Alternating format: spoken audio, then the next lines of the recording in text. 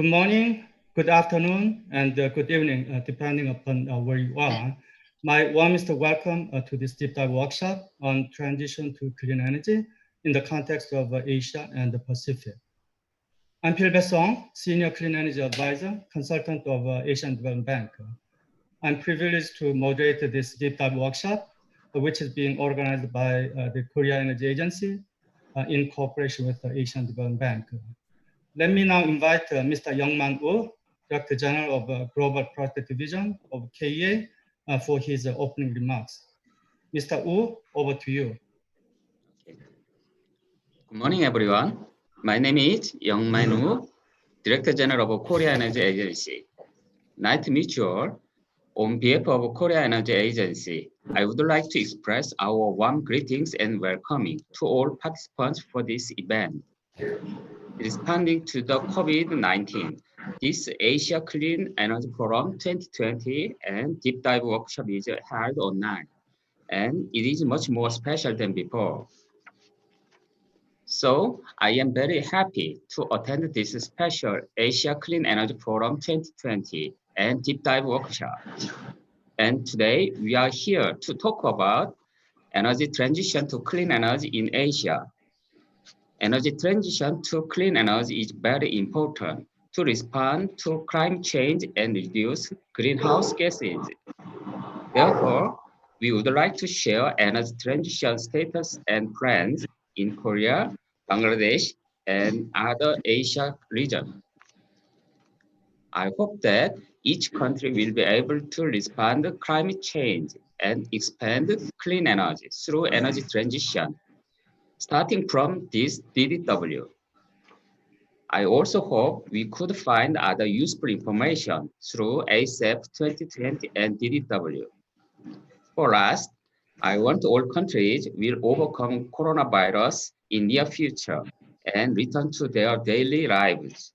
I wish you all stay in safe and good health. Thank you. Thank you. Thank you, Mr. Woo, for your warm welcome and kind wishes to overcome COVID-19 pandemic and return back to normal life soon. In fact, I'm kind of fed up already because I can't do any social interactions and have 3 meals at home for several months already. In terms of work, I don't see any problem because we can do it virtually, but for personal life, I'm kind of fed up already. So I hope that this pandemic will finish very soon and get back to usual life. Mr. Wu, I cannot agree more with your proposal that we should further pursue a transition to clean energy and address clean energy issues. This is in particular crucial to our region of Asia and the Pacific, where the region accounts for more than 50% of the global CO2 emissions and is amongst the most vulnerable regions in the world to climate change. I read an interesting article this morning reporting that 2019 was the second hottest year in the history, and it is likely that this phenomena will continue in the years to come. That article continued that the temperature in Moscow yesterday was 30.8 degrees Celsius, which is the record high in the past 110 years. It's the same here in Korea, where I am now. The temperature shows over 30 degrees every day in the past few weeks, which is quite unusual for the month of June. So climate change is already a reality, no longer theory anymore. So we have to work all together to address this issue.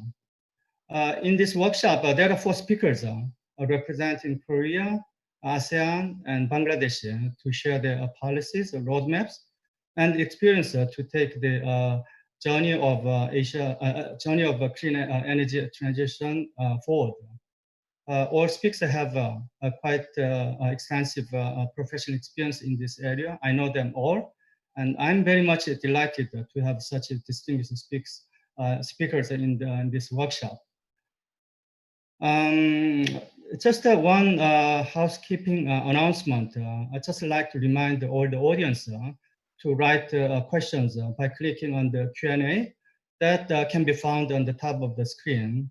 You do not need to identify your name or organizations, but please indicate to whom you'd like your question addressed. Q&A session will follow after completion of a presentation by the four speakers. Without further ado, let me now invite the first speaker, Dr. Sang-Jun Lee. He is a research fellow and the head of the climate change policy research team at the Korea Energy Economics Institute.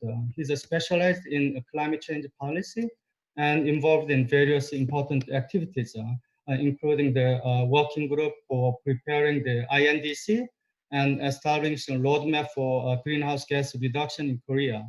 He also served as a professional member of the National Committee on Sustainable Development, as well as the 8th Basic Plan for Electricity Supply and Demand, and participate in the process of establishing the 3rd Energy Master Plan of Korea.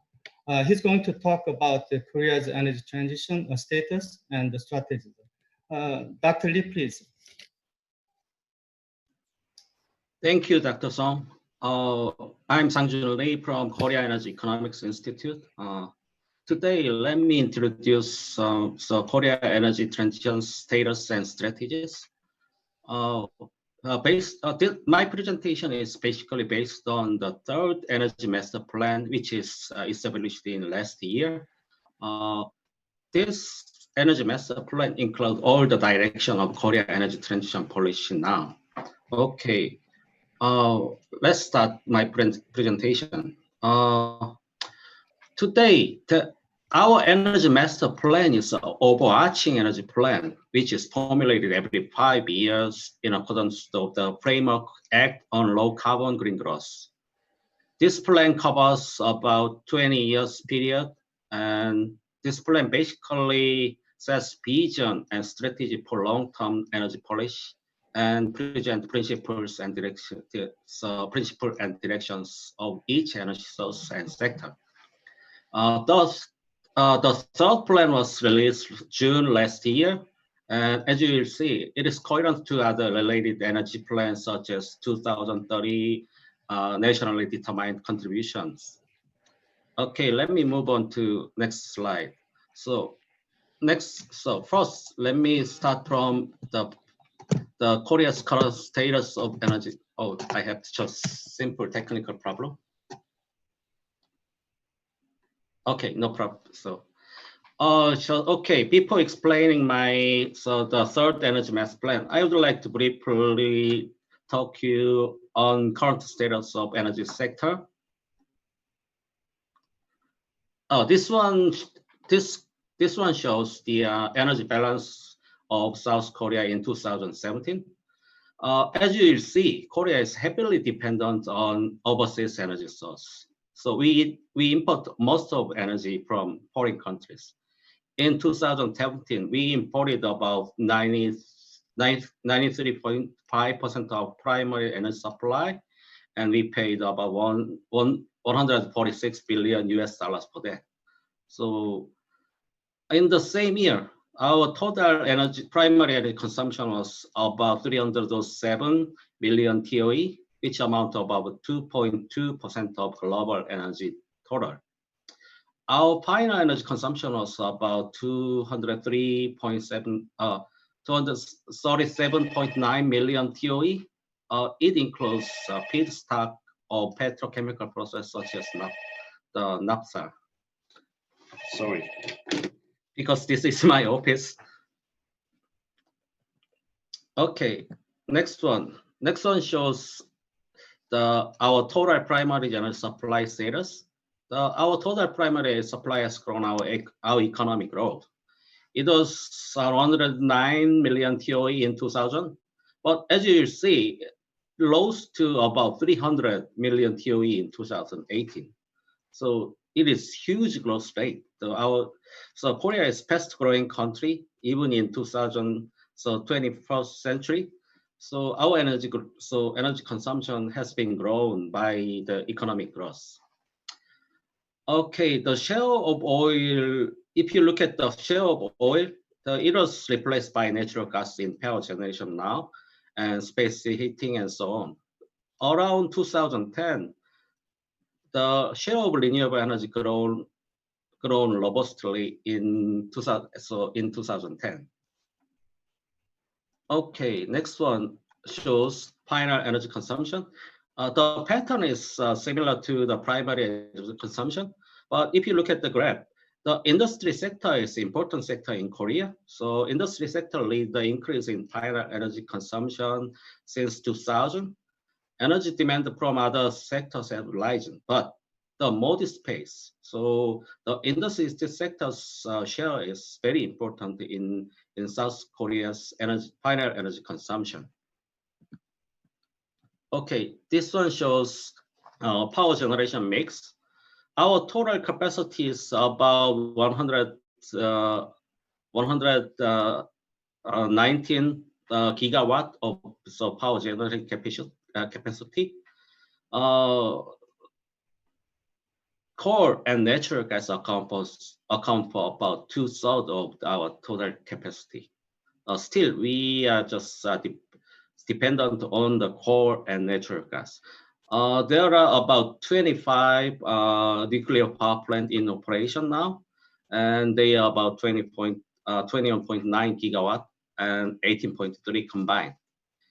Bottom graph, we produce about 570 terawatt hour of electricity. Baseload power plants are running on coal and nuclear generate about 64%. Okay, this one shows our greenhouse gas emission pattern. So Korea's greenhouse gas emission seems to reach the plateau for last a few years, but it slightly jumped in 2017. So our gross emission reached about 700 million tons of CO2 equivalent now. That is attributed to no coal power plant that was approved several years ago, and then increase in export of domestic steel companies. So our main source of greenhouse gas emission is attributed to coal power plant, so power sector and industry sector. Still, we are determined to do our fair share of global effort to greenhouse gas reduction.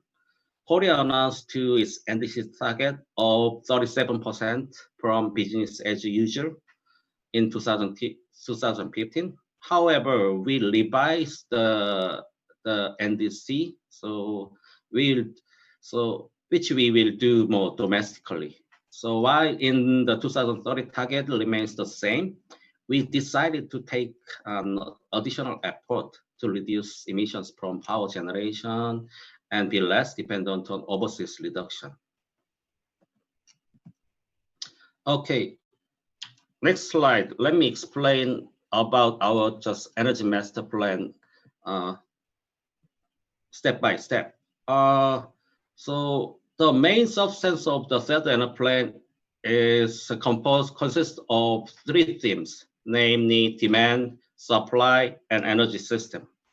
First of all, we regard the national energy consumption as rational energy consumption as the prerequisite of energy transition. So innovative consumption structure is placed on top of the list.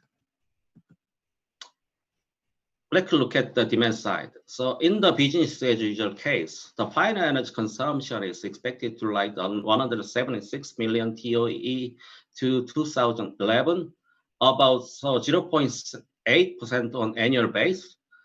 Energy intensity will decrease by an annual average of about 1.2%, but we don't think it is enough. The third energy plan sets a goal to reduce final energy consumption about 18.6% and improve energy intensity by 38%. So by doing so, Korea aims to reduce the final energy demand consumption from 2027 on and achieve the energy consumption model of advanced countries. So our energy consumption structure will go like advanced countries. and so starting to 2027. Okay, next one shows in terms of energy source. So oil product consumption is expected to decrease about 31%. So oil drops sharply in energy. So the main sources as road transport will lead far less gasoline and diesel oil. On the other hand, renewable energy post self-consumption will soar more than 100% in our energy plan. Sector-wise, our effort to slash greenhouse gas should curb final energy consumption by industry, but the energy demand itself will still be higher than now.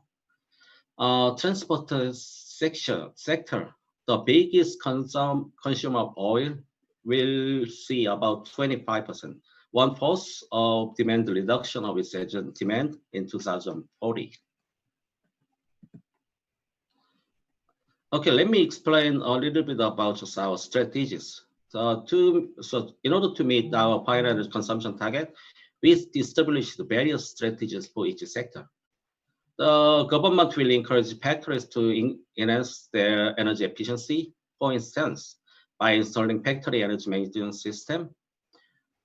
We are well aware of the good potential in building sector too. In order to tap it, regulatory measures like banning fluorescent light are taken.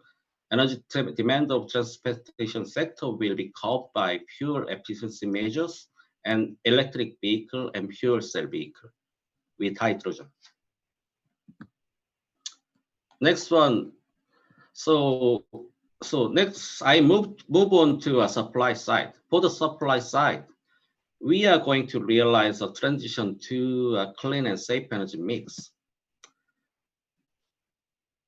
Okay, so according to the 8th Electricity Master Plan released in the end of 2017,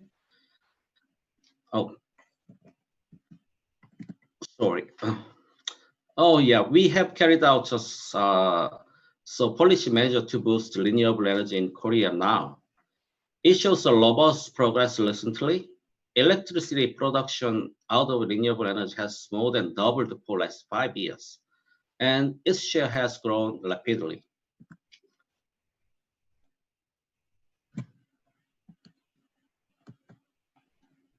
Okay, so according to the 8th Energy Master Plan, so after that, the 3rd Energy Master Plan sets another ambitious target. So it is about 30 to 35% of renewable energy in our power generation mix in 2040. Please be noted that it is subjected to a change owing to arrival of new technology or improved public acceptance. Okay, let's take a look at another energy source. For coal, its role as a source for power generation will be significantly reduced. Meanwhile, the role of natural gas will be great as cleaner fossil fuel and complementary player for renewables. We think highly of potential that of hydrogen has in energy transition. We made it clear in hydrogen economy roadmap in January last year that hydrogen is an important energy source for our energy future. At the same time, effort will be made to stabilize supply and demand through global cooperation. So one example is the North Asia Supergrid and regional cooperation on natural gas. Okay, finally, let me move on to expansion of distributed and participatory energy system. Lastly, transforming the current energy system into more distributed and participatory one is the important thing in Korea energy system. The government aims to switch to more distributed power system by increasing its ratio about 30% by 2040. To do so, more distributed power such as photovoltaic panel, fuel cells, and CHP power plant will be located near where demand is created.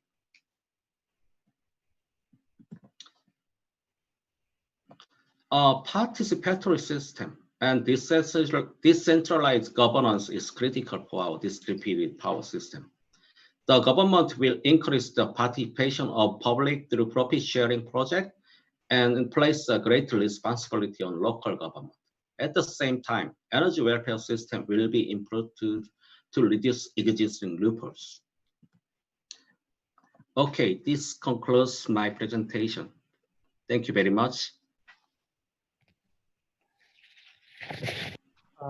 Thank you, Dr. Lee, for sharing the historical status of energy supply and consumption and the various strategies to accelerate clean energy transition in Korea through a combination of many different venues, including the tightening demand management, change to a more sustainable energy mix, more distributed power system, and enhanced global cooperation. Particularly, I was quite impressed to know that the government of Korea is trying to reduce energy consumption by 18.6% by 2040 and 38% energy intensity improvement. This is quite impressive.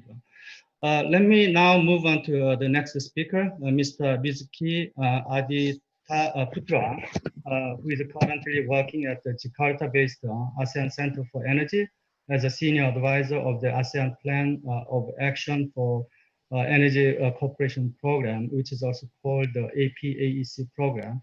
His main role there is to coordinate and facilitate the implementation of the APAEC 2016 to 2025 in cooperation with the ASEAN member states, ASEAN energy bodies, dialogue partners, and the international organizations. His presentation will cover the policy and strategy for transition to clean energy in ASEAN region. Mr. Putra, over to you. Thank you so much, Mr. Pilbeson, for the introduction of myself, and good morning, everyone. And first of all, I would like to thank Korea Energy Agency and also the ADB for the opportunity given for ACE to be involved in this deep dive workshop.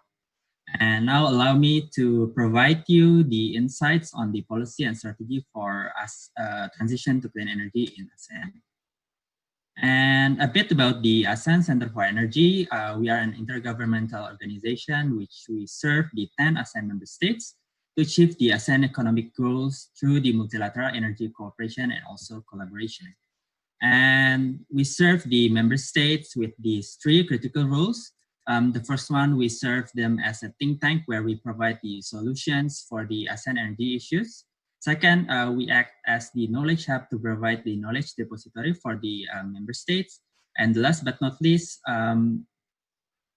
we act as the catalyst to accelerate and unify the ASEAN energy cooperation, and also to link the member states with the dialogue partners and also international organization. And in terms of the current energy landscape and also situation in the region, basically ASEAN is quite heavily rely on the fossil fuel, and fueled by the economic growth, by 2040, the ASEAN energy demand will increase around 100% from the 2017, with the industrial, transport, and also residential sector as the main driver. And in terms of the energy supply, the ASEAN will be dominated in the business as usual by fossil fuel, where its share will be around 80% in 2040.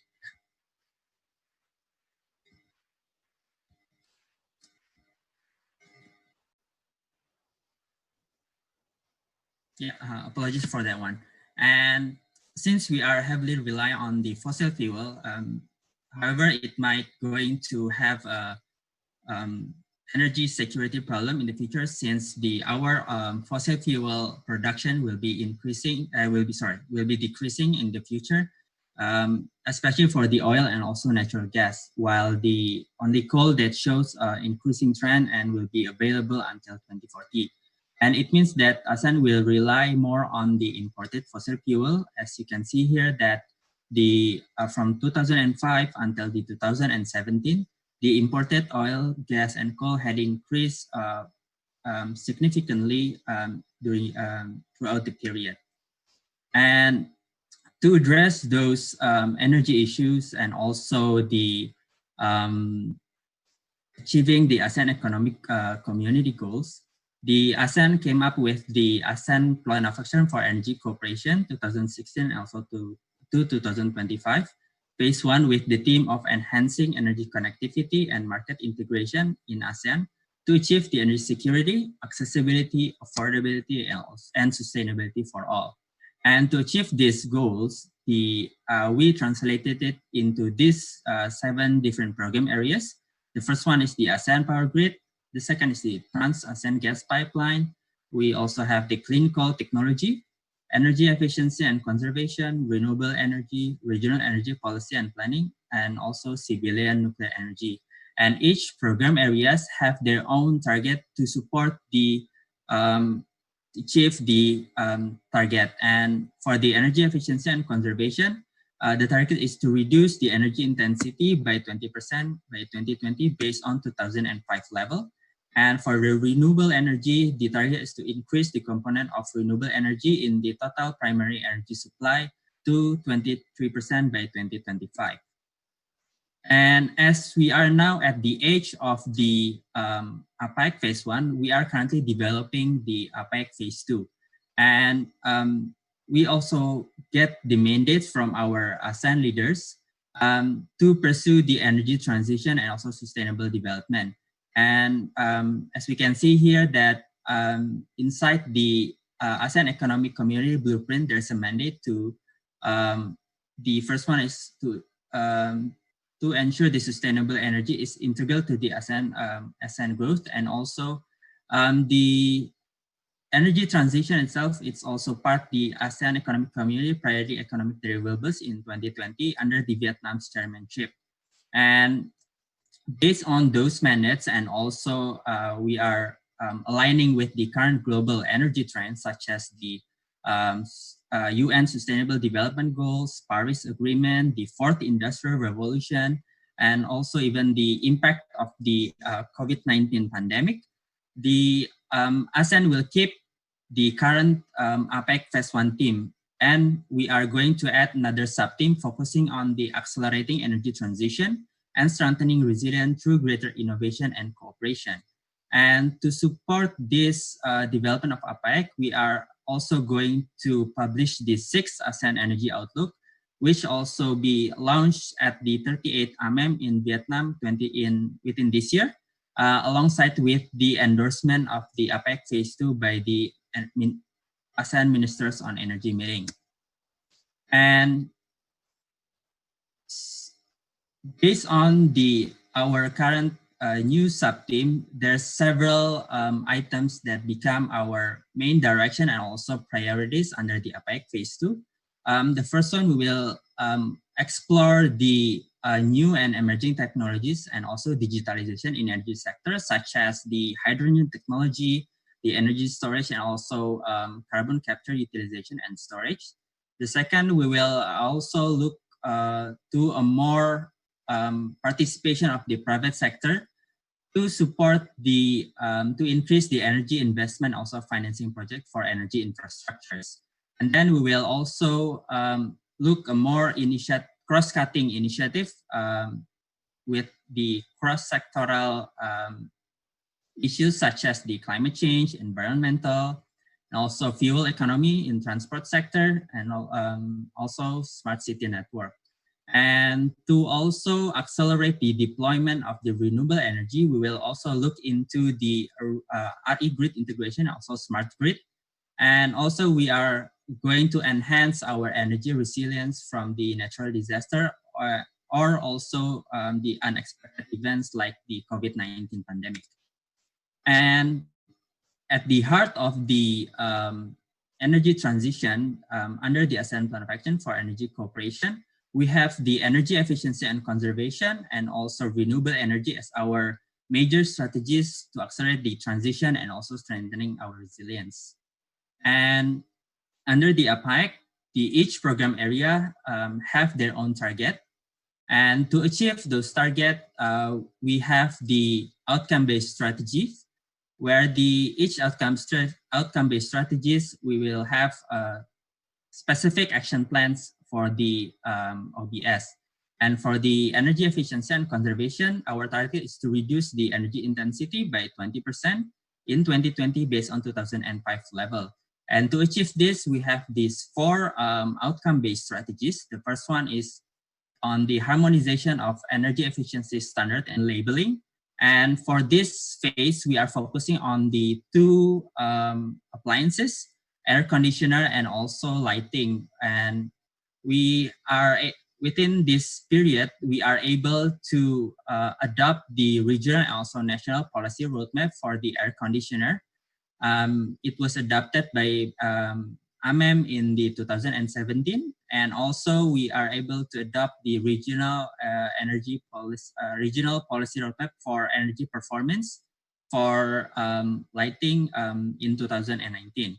And then we also increase the participation of the private sector through various business platforms such as the ASEAN Energy Business Forum and also the ASEAN Energy Awards.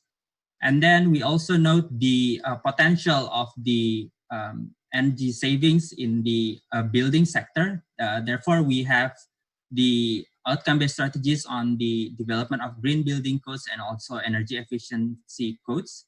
And then the last one is on the enhancing financial institution participation. And to achieve this, we are developing the guidelines, and also we are exploring the innovative energy efficiency financing mechanism for the energy efficiency project.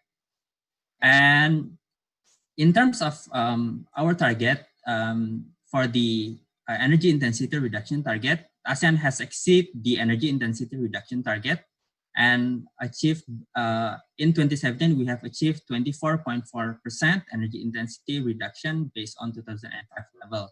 And we are still have another layer of the target that we need to achieve, which is the 30% of energy intensity reduction by 2025. And looking at that, we have exceeded the target. In APEC phase 2, the ASEAN will look into a more ambitious target. And also we are going to also expand the regional energy efficiency and conservation initiative to transport and also industrial sector. And move into the renewable energy to achieve the increase the component of the renewable energy by 20% in 2005. We have these 5 outcome-based strategies, which the first one is we are enhancing the and also implementing the renewable energy policy and targets in ASEAN member states. We are developing the ASEAN renewable energy roadmap. And the second OBS is related to the enhancing the awareness on the role of renewable energy. And within this OBS, we are conducting series of the training, capacity building, and also dialogue. And then for the renewable energy technology, we have strategies on the development of research and development network on RE technology, and we are currently developing the R&D nodal network, which will serve as a platform where we gather all the stakeholders on the research and development, and also to pool the initiative on the research and development.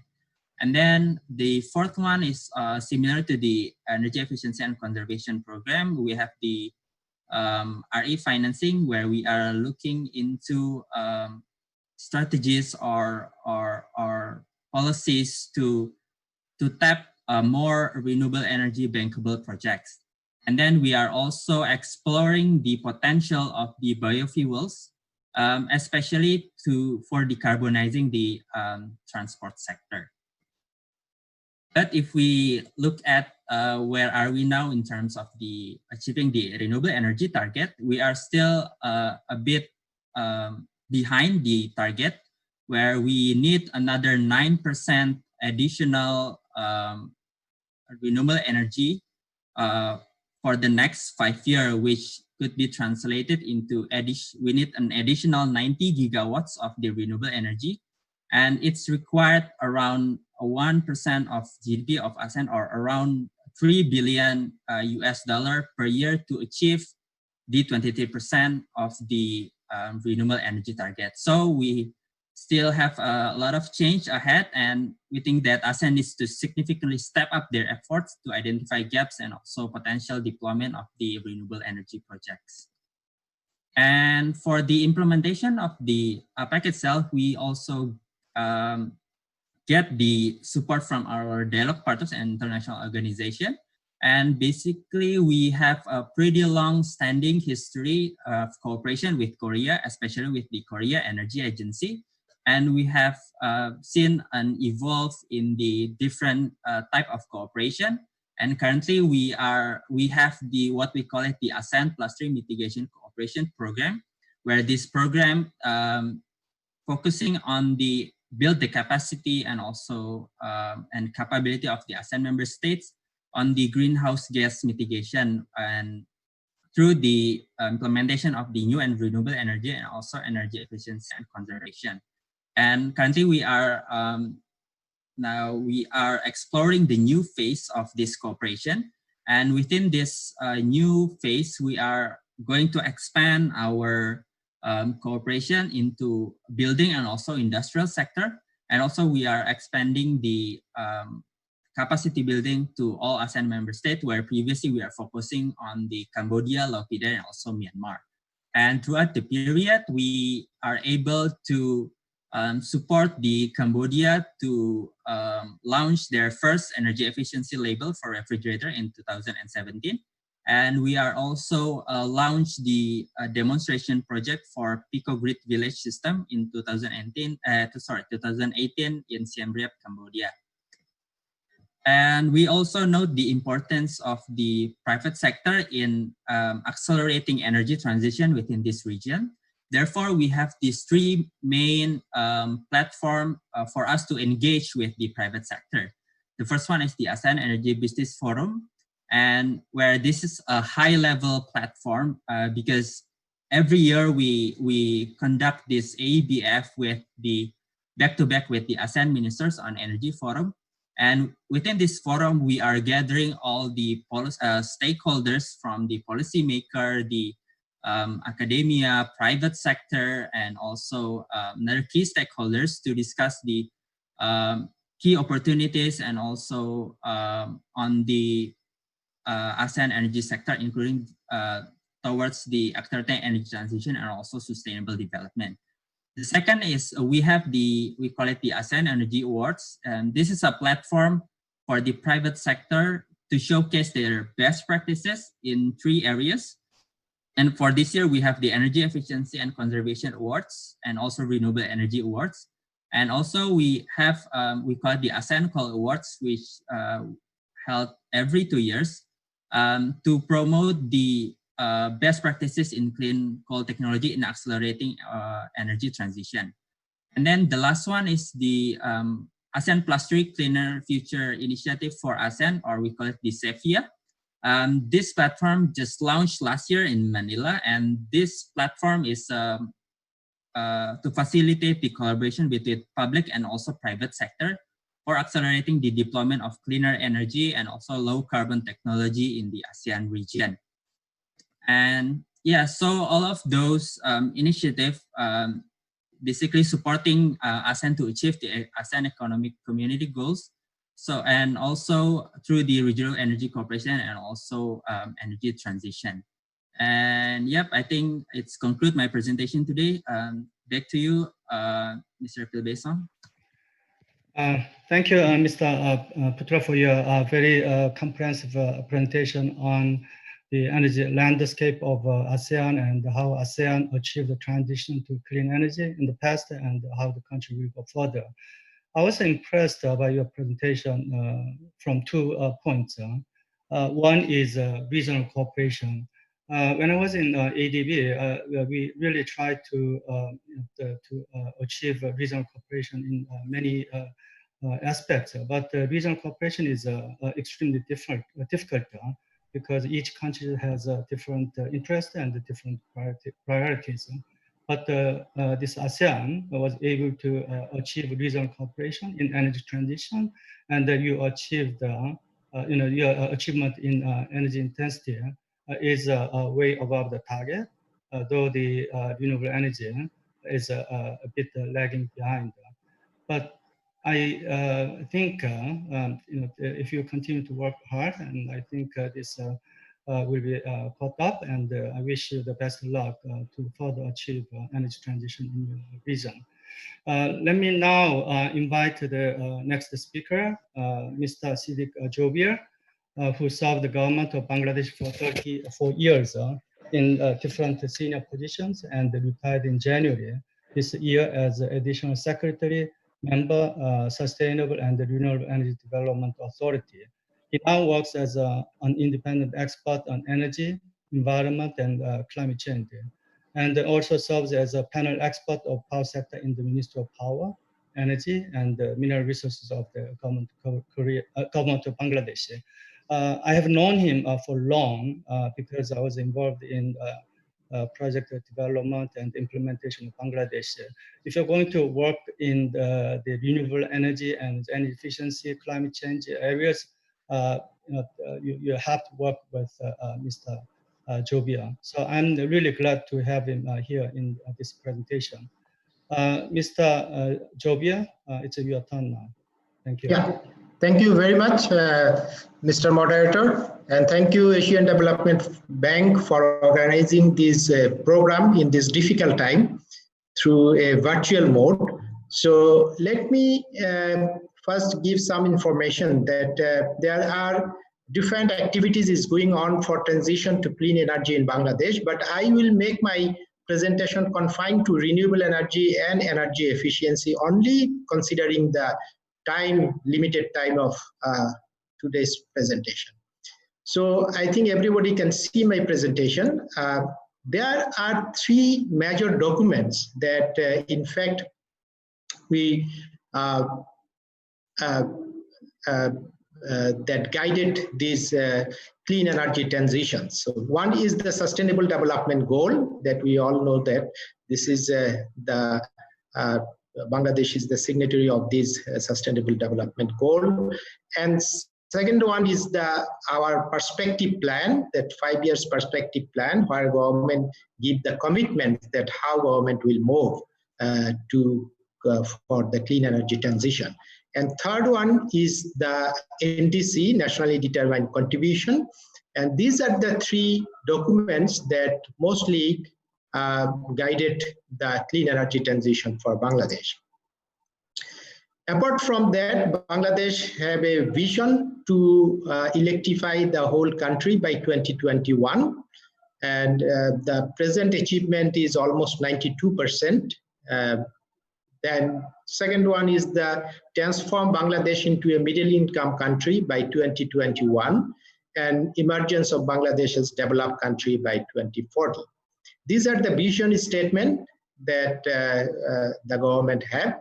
And to achieve those targets, government is taking different projects in different sectors. And in the energy sector, you know, the power system master plan that targeted to generate 40,000 megawatt of electricity generation capacity by 2030 and 60,000 megawatt by 2060.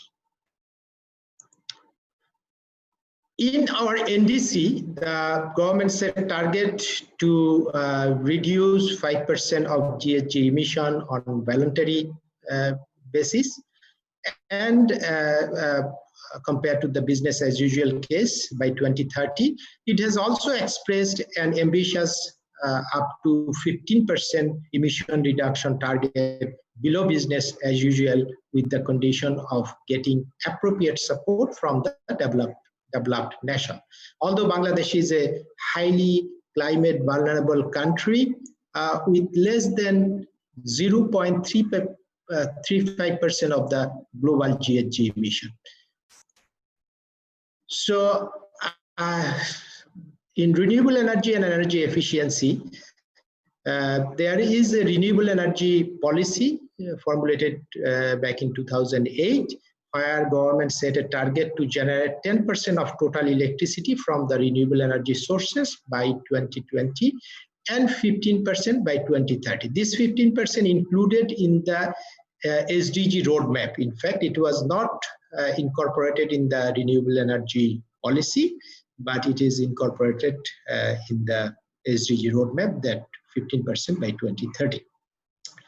And in terms of energy efficiency and conservation, Bangladesh formulated Energy Efficiency and Conservation Master Plan 2015, where they set a target to reduce 15% of energy intensity per GDP by 2021 and 20% by 2030. Apart from those two, Bangladesh also formulated the country action plan for clean cook stove, where government set target to replace 100%, that means 30 million traditional cook stove by improved clean cook stove by 2030. These are the targets that set by the government. So what is the approach that government is taking to achieve those targets? I translated it into a 5-pillar approach. First one is the regulation and standard, that setting the regulation and standard. Second one is the capacity development, to develop in-house capacity, enough manpower to take care of those targets, to achieve those targets.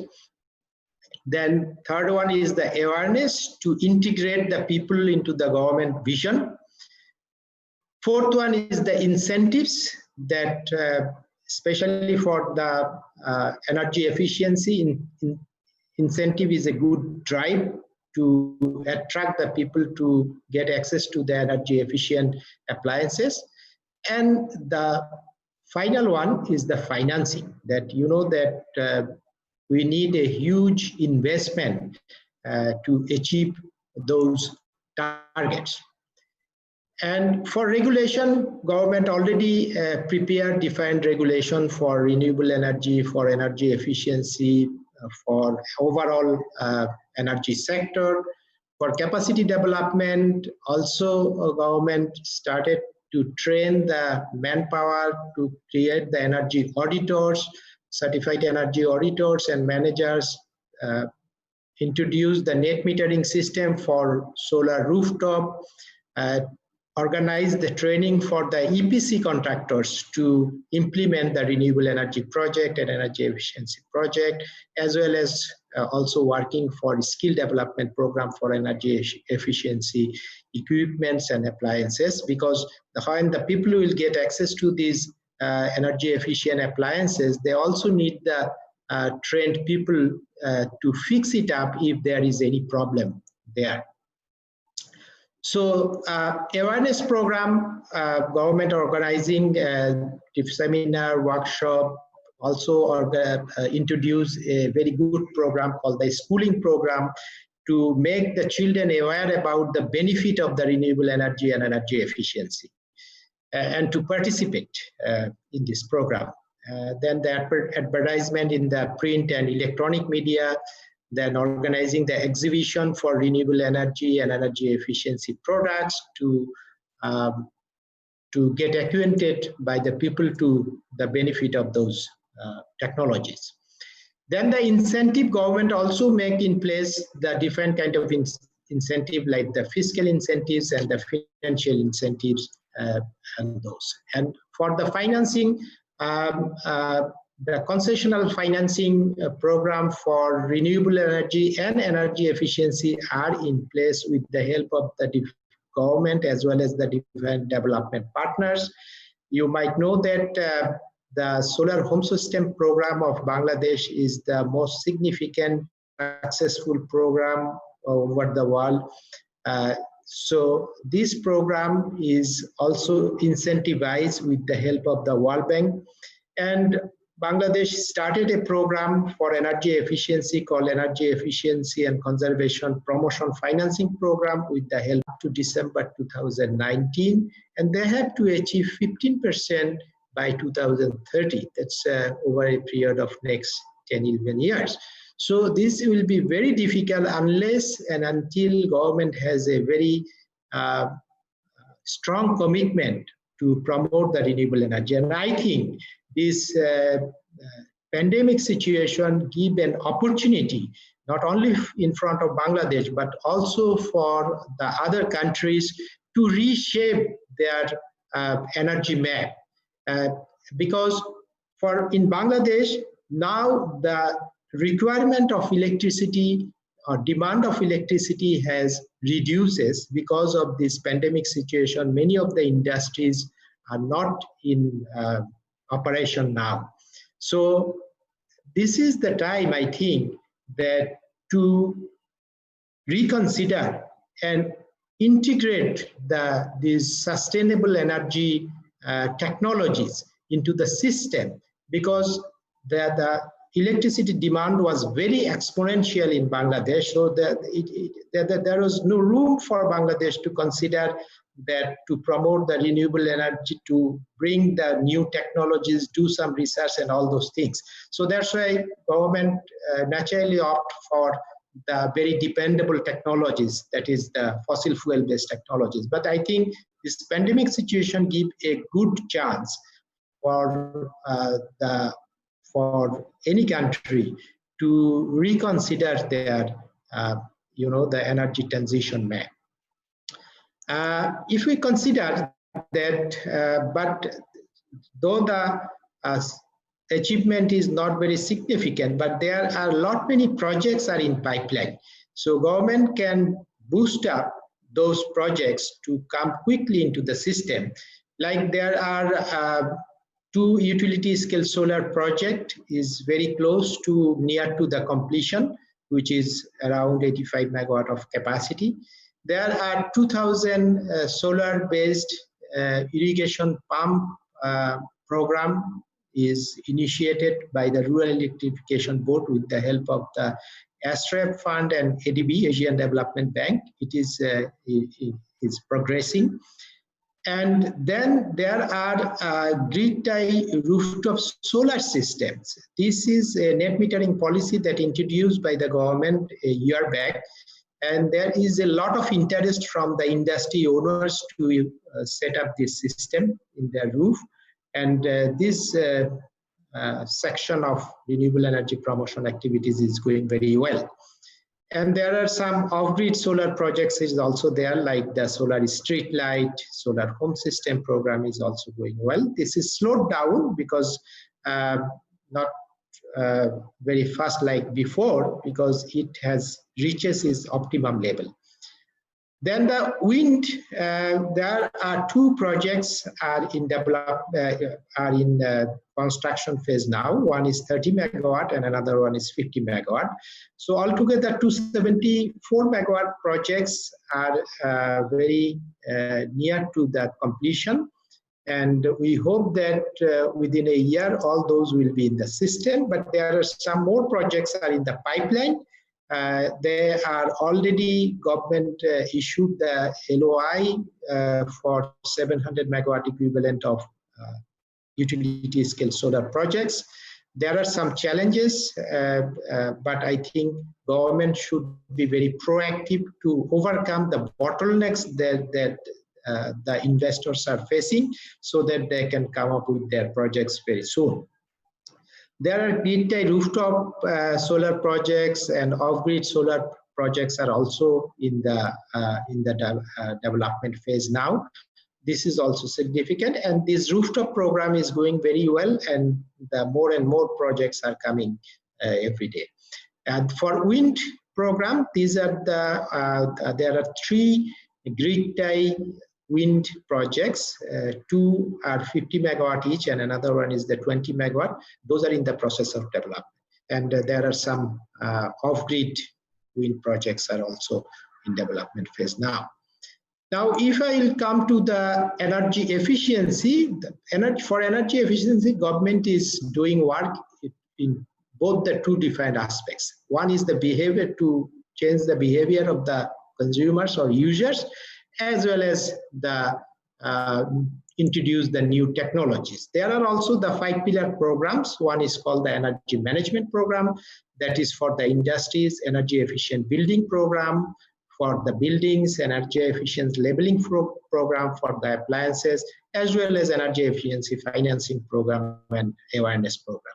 There are rules and regulations are already formulated, and some are in the process of formulation, and some are in the process of reviewing. Government is not stopping there. Government is also very proactive to collect the data, to analyze those, to do the research and introduce the new technologies for energy efficiency. That I was talking about the energy efficiency financing program that are initiated by the JICA. That JICA facilitate 300 million USD equivalent of yen to the government, and we are channelizing those funds through the 2 intermediaries, financial institutions, government-owned financial institutions, to the industries. And so far, there are 6 garment factories, 1 electronic company, 5 spinning and textile mill, 2 cement factories get access to this concessional financing, and many of them are in operation, and some are at the completion phase, and many more projects are in the pipeline. There are more than 80 projects are in the pipeline. Due to this pandemic situation, the activities is little slowed down, but I hope that it will when this situation will overcome, we can overcome, then the program will be in its proper shape. And for clean cooking program, we already distributed 7 million clean cooks, and we have to do many more. Government have to do. For labeling program, government started with the 4 appliances first: lighting, air conditioning, refrigeration, and fan. So those, many of them are labeled, and some are in the process of labeling. For building program, government said in the process of developing a regulation for building program, and also organizing the concessional financing with the help of the AIIB, and World Bank also. Discussion is going on with the World Bank to finance in this sector also. And there are government also developed a data acquisition system, that those who are participating in this energy efficiency program, especially the industries and they are connected with the online dashboard to put their data. That means data means the energy consumption data and their production data, so that government can analyze those data and review that whether they can achieve their target or not. If they cannot achieve their target, then government taking appropriate measures, assisting them to fix up the problems, review the technologies, and introduce the appropriate measures so that they can achieve the target and ultimately achieve the government target of 15% reduction of energy per GDP energy intensity by 2021. Government also set up a business coalition where the participating industries can sit together a certain interval and discuss among themselves that what are the problems they are facing, what are the opportunities they can take care of, take from those program, and exchange their experiences so that one can benefit it from others, and also make the other industries aware about the benefit. As a result, from 2013-14 as a baseline, up to 17-18, that means June 2018, Bangladesh achieved or reduces 8.3% of per GDP energy intensity. But they have to go further. They have to go up to 15% by 2021, within 3 years after that. So that is a huge challenge for Bangladesh. And this year, I think the situation will be quite different because of this pandemic situation. But that is not the regular features. So Bangladesh have to be more careful to achieve their targets and move forward. So thank you very much. Thank you. Over to Mr. Pilbaison. Thank you very much. Thank you, Mr. Jobia, for your very clear presentation on the clean energy transition in Bangladesh, particularly focusing on the energy efficiency and renewable energy. I received a specific question about your presentation. I will raise that question after this session. Now, let me introduce the last but not the least speaker, Dr. Pilsuk Kwon. Dr. Kwon is a director of Green Energy Strategy Institution of Korea, which is very active civil society organization. In this organization, he led various activities, including providing policy recommendations and independent and transparent analysis for the expansion of renewables in Korea. He's an expert in, among others, energy system modeling analysis, social acceptance of renewable energy, energy transition policy, and electricity market analysis. He'll make a presentation on the decarbonization strategies through sectoral integration in Korea. Dr. Kwon, please.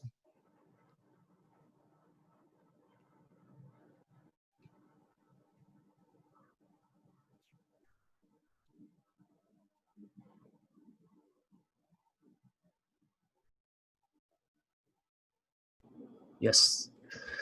Hello, everyone. Can you hear me? Yes. Okay. Thank you. Thank you for your patience because I'm the last one. So please maintain your patience and focus a little bit. Today, as I introduced, I will talk about the three issues for sector coupling issues or sectorial integration and decarbonization issues and Korea energy transition. Okay. Yes, I will briefly introduce the Korea situation relevant to the renewable energy expansion. Korea is in a special situation. It's because we are isolated. We have isolated electric system, which means that we don't have any international connection to neighboring country. Also, as the Dr. Lee Sang-jun presented, we are very high share of the importing energy sources. And also we are having a very large share of the nuclear power production, which is quite non-flexible power sources. But current situation of the renewable energy share in South Korea is quite low. It's around 5%. But I believe and I hope that government will promote renewable energy more. Then for the future of the maybe 30 years, 40 years, I hope that our energy system can experience dramatic change into the low emission energy system. Another thing is that, as you know, the Korea is a very densely populated country. So it's quite the weakness for the energy transition. However, I think that is quite a good situation to have a network, which means that to be network through the for the energy transportation, for example, the gas grid and the electric grid and heating grid. I think that is quite a good merit for the sector coupling, which is our subject right now. So then, why sectorial integration is necessary? I would like to explain in terms of the grid balancing. The present electric balancing is mainly handled by the dispatchable thermal power plant. So most of the electric demand can be fulfilled with the thermal dispatchable power plant. But for the future, as the renewable energy integrated into the grid, there must be increasing of the non-flexible energy sources in the supply side. Then a solution can be found on demand side, not only the supply side. having an electrification of the other sectors can exploit the flexibility of the demand side, as shown figure of the bottom right. So we can have another equilibrium, as you see that, having a more flexible demand side. I think there are main three principles of the sector coupling. The first principle is that whether decarbonization of a sector is possible or not. And if there is an alternative or more efficient way of the decarbonizing energy consumption, then comparison would be necessary. And the second principle is the reduction of the energy consumption. We must keep focusing on the efficiency enhancement. In addition to that, there is efficiency gain from the electrification. Third principle is that putting smartness on the electricity consumption. For that, so-called the digitalization would be necessary for complete sector coupling concept. The combination of the smartness and the energy storage capacity could bring more flexibility in our grid and then hold the energy sectors. Next slide. So far, I have explained the basic concept of the sector couplings, and I think it's quite necessary to have a more detailed explanation on the sector coupling concept, but I cannot do that because of the lack of time today. And then I would like to share a future scenarios for the South Korea, having been done by our institution. But I would like to note that it is very different from the government side plan. So it is our own plan and it is our own alternative future scenarios. The first condition for our scenario is to finding the scenarios with 90% of reduction from the current level in terms of the greenhouse gas emissions. And another important condition is to find the scenario decarbonizing other sector than power sector. And such scenarios was done with some hourly balancing model because it is to ensure the balancing supply demand on an hourly basis. And our scenario target year is 2050, and for drawing trajectory line to the 2050, we simulate scenarios on the path every 5 years. Then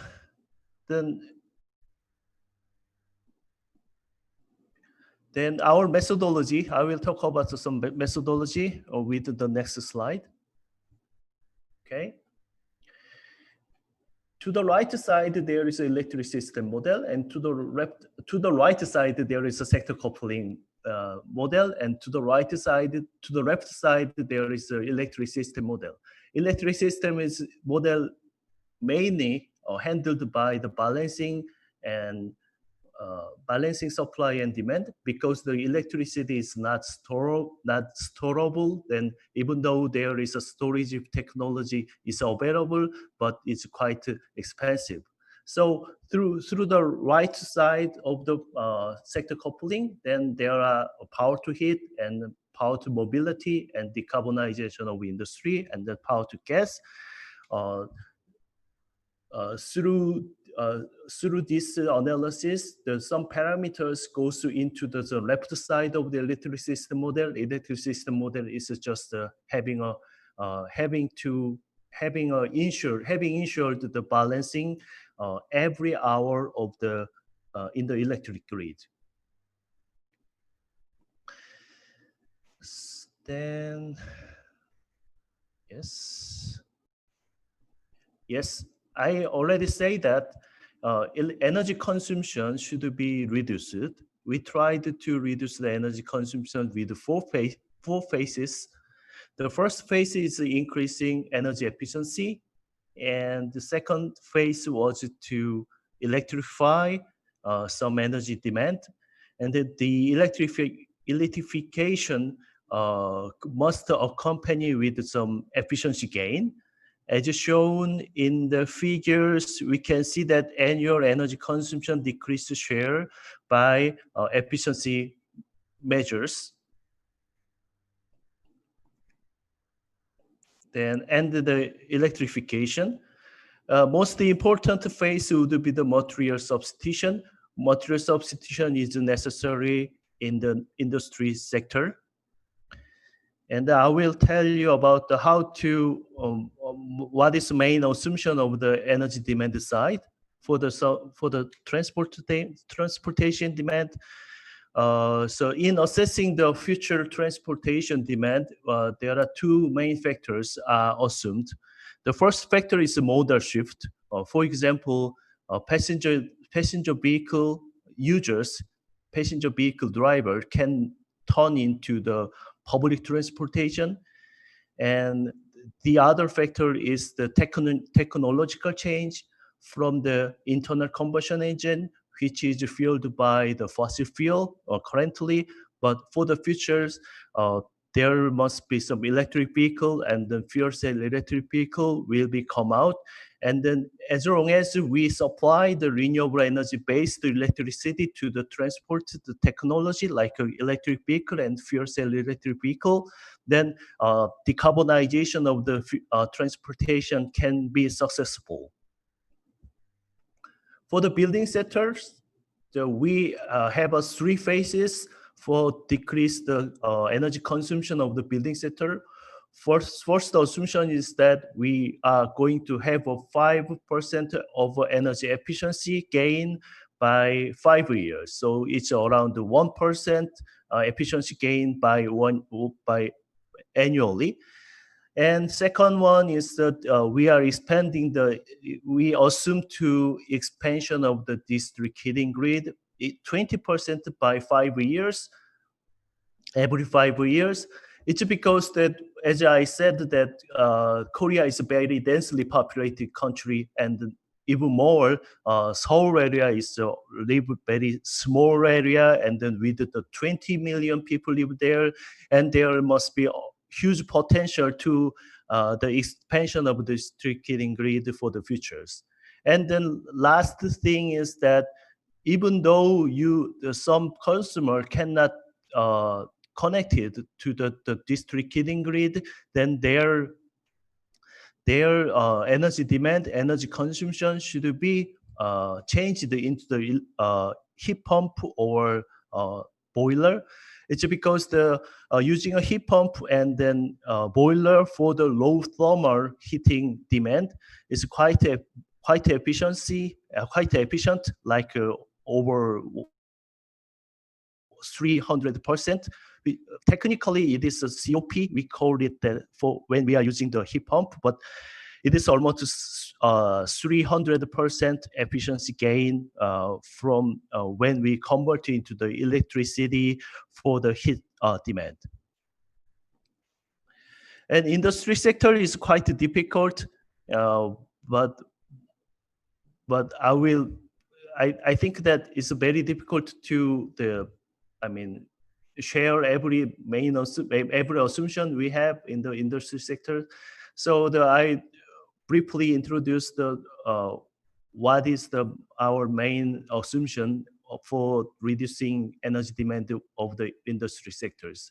First one is like the other sectors, it is electrification of the industrial process and the heat consumption.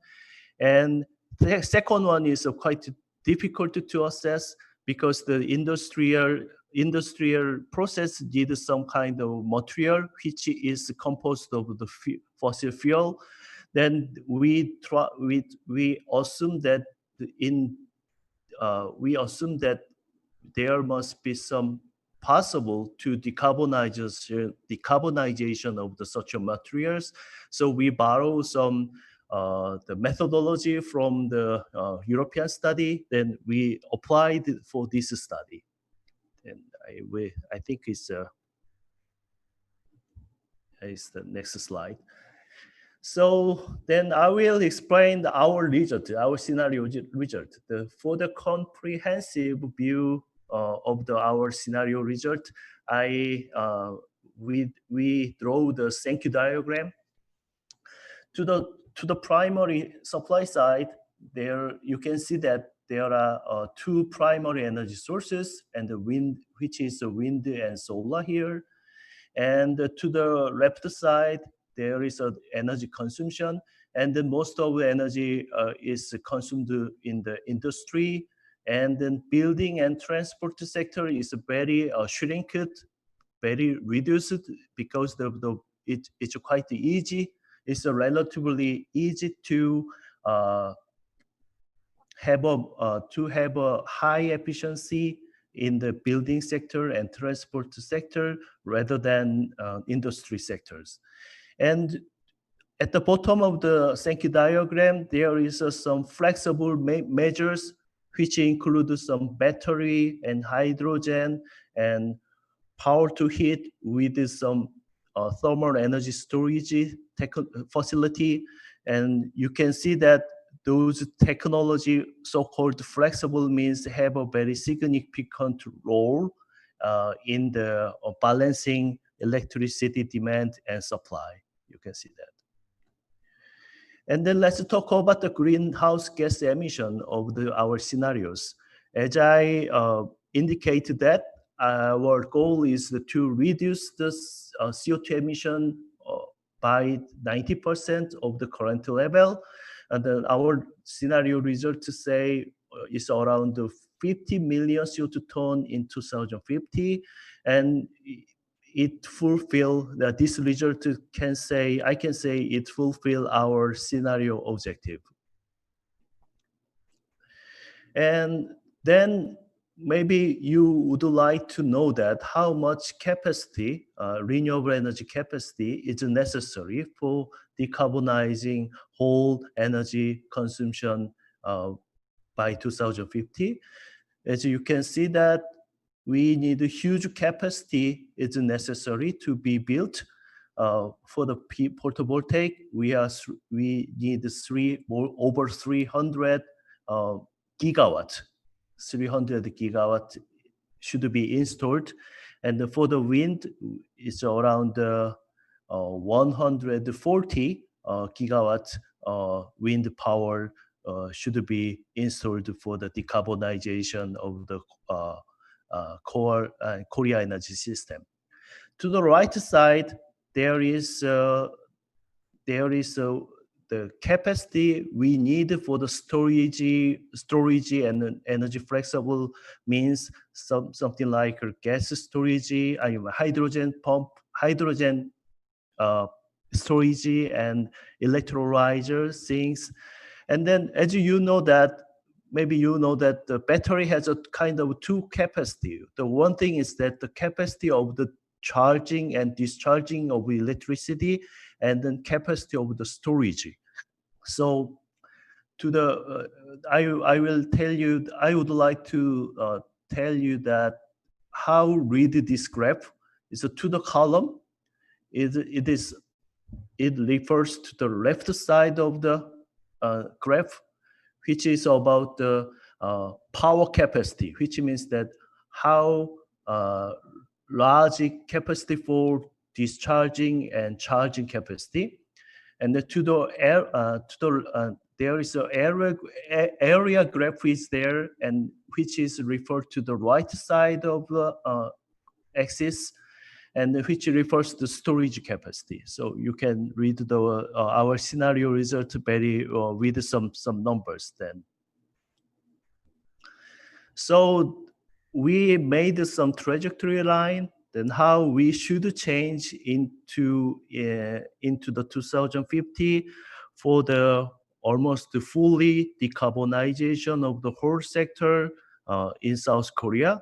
You can see that fossil energy sources share is decreased from 75% at the year of 2020, and 2050 we can decrease the fossil fuel share is to the 10%. And then the biggest change can be found in the electricity sectors. The electrification rate is around 60 something percent, but we included it in the hydrogen because in the model we assume that hydrogen only supplied with renewable energy electricity. Then it can be increased around the electrification rate. It can be increased around 73%.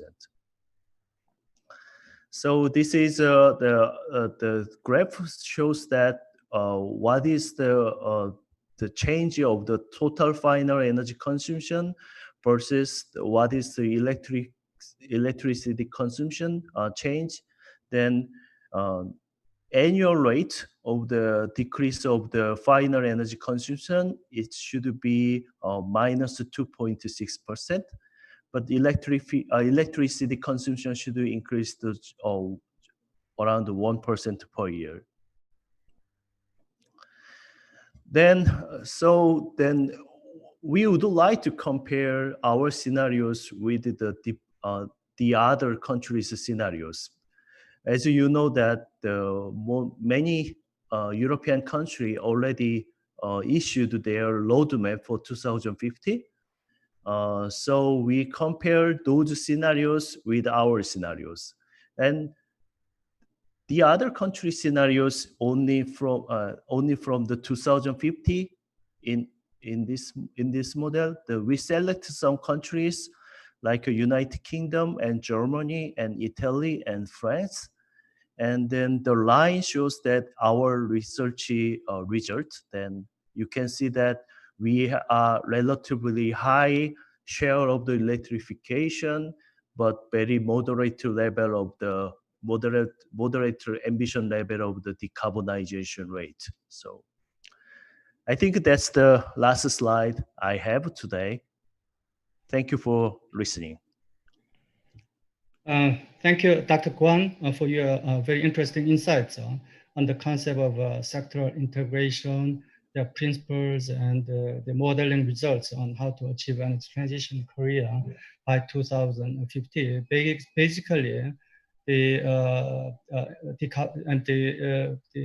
transition will happen through decarbonization, through more electrification, using renewable energy, particularly solar and hydro, solar and wind.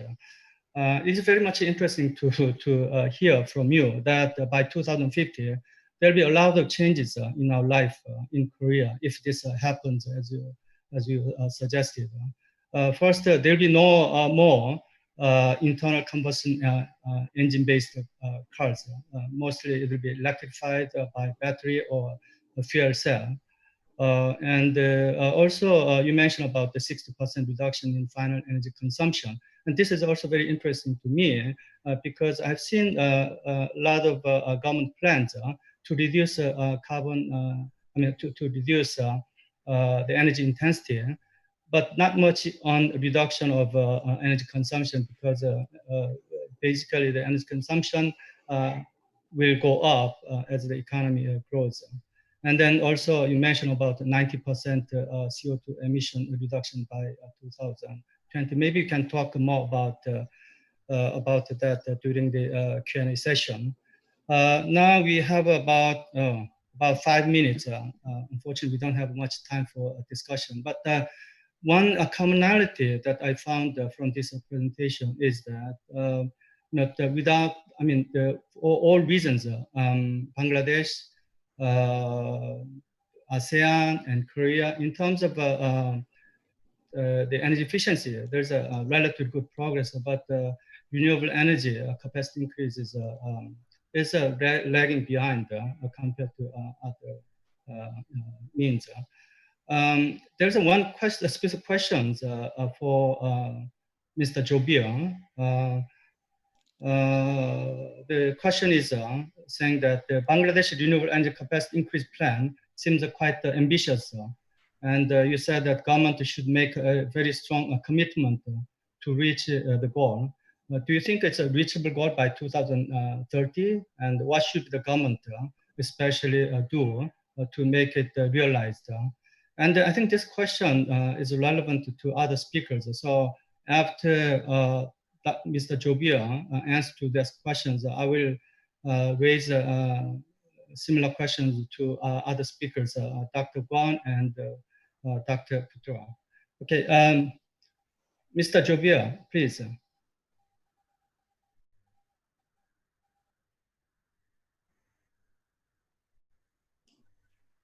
Thank you, Mr. Moderator. Can you hear me properly? Yes. Yes. Can you hear me? Okay. So thank you for this question. I said that the government, strong commitment from the government is now needed. It is because there are few bottlenecks, there are few challenges are there for which the desirable number of projects are not coming into the system. And those are, first of all, if I categorize, some of them are related to the logistics, like the land is not that much available in Bangladesh.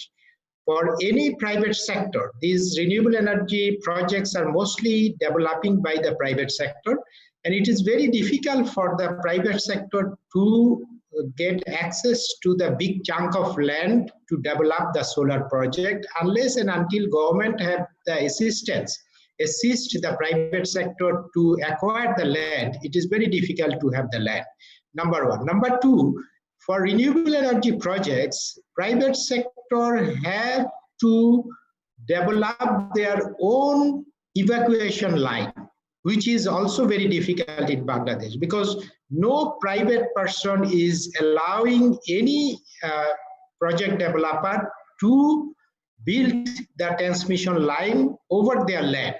So it is very difficult for the private sector to have that facility. So if it is done by the government company, that means the Bangladesh Power Grid Company Limited, that could be easy, which is done by the PGCB for the fossil fuel-based power station. So it should be equally treated, the renewable energy also, or more preference should be for the renewable energy.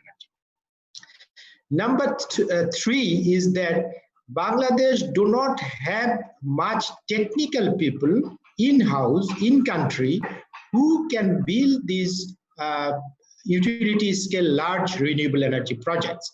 So the investor have to hire the people or hire the EPC contractor, which actually increase the cost of the projects. So if government facilitate to train sufficient manpower within the country and introduce it into the technical universities, a curriculum for the renewable energy program or renewable energy technologies, that could facilitate a sufficient number of trained manpower within the country, which could facilitate to reduce the cost of the projects. And finally, you see that government is looking only into the cost of generation. They are not calculating the ultimate benefit of the renewable energy, that how much carbon emission it reducing, what is the environmental benefit, what is the health benefit for renewable energy projects, renewable energy based projects. So that should also be taken care of. That should also be considered by the government. And if they will consider all those things, then government should give the priority for renewable energy program. Technical problem, another technical problem is that renewable energy in Bangladesh, solar is the most, you see, the preferred technology for renewable energy in Bangladesh. But limitation of solar power is that it generates in the daytime, and daytime is the off-peak hour in Bangladesh. The peak hour is the evening is the peak. So if we ensure to best use of renewable energy, then we must have to be the storage. And that is the battery storage is the most preferred one for Bangladesh, because you know that we are a flat land, so we cannot have the hydro storage. So battery storage and battery storage cost is still quite high, which is gradually coming down, of course. So there we need some sort of assistance from the government to reduce the storage cost, to facilitate the storage and plan the demand side management should be more prioritized, so that we can take the more power from the renewable energy sources in the daytime, and to cater the evening peak, we can have the fossil fuel based power stations. So these are the challenges, and this could be the government should take care of all those things. Thank you very much. Over to moderator. Okay, thank you very much. You mentioned about a lot of different challenges in Bangladesh in the expanding the capacity of renewable energy, such as land scarcity and the private sector's reluctance to invest, and also the road profile of the Bangladesh is not really matching with the situation there. Now we have quite limited time. Let me make a quick question to Dr. Kwon. I think the situation in Korea is very similar to that of Bangladesh. Yeah?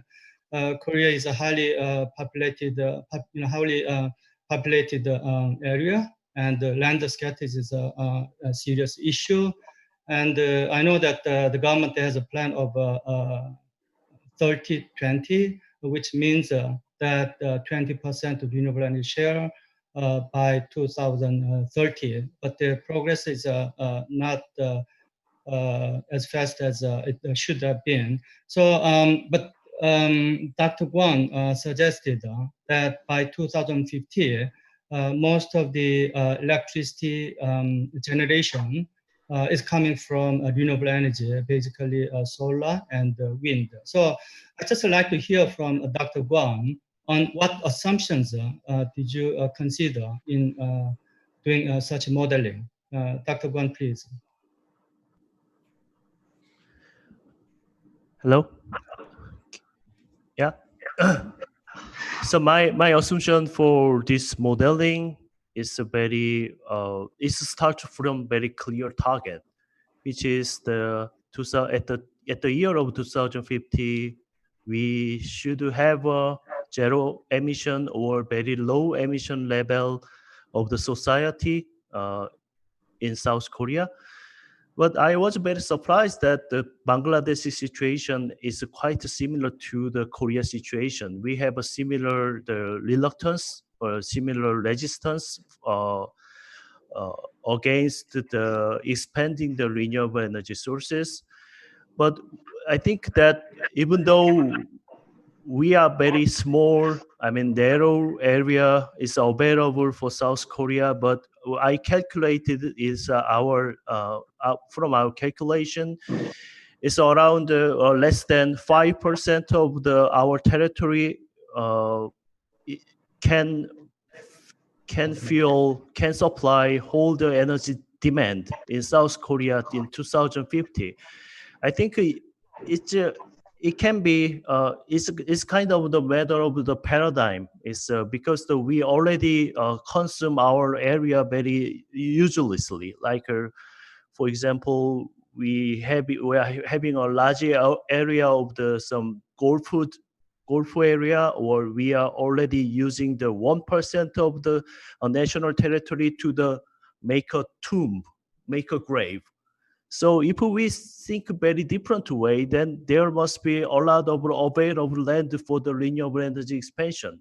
Which is more important, to make a grave or to make a golf resort, and then compare to the renewable energy for the area of the renewable energy. So I think that the government and then most opinion readers, if they took very serious the consideration about our future, then they can have a very smart ideas for using some how we smartly use our narrow territory. And there must, as the technology develops, and then PV area for the same unit of the same level of the capacity is quite a decrease right now. So maybe in the future, I mean, render area necessary for renewable energy can be decreased. That's it.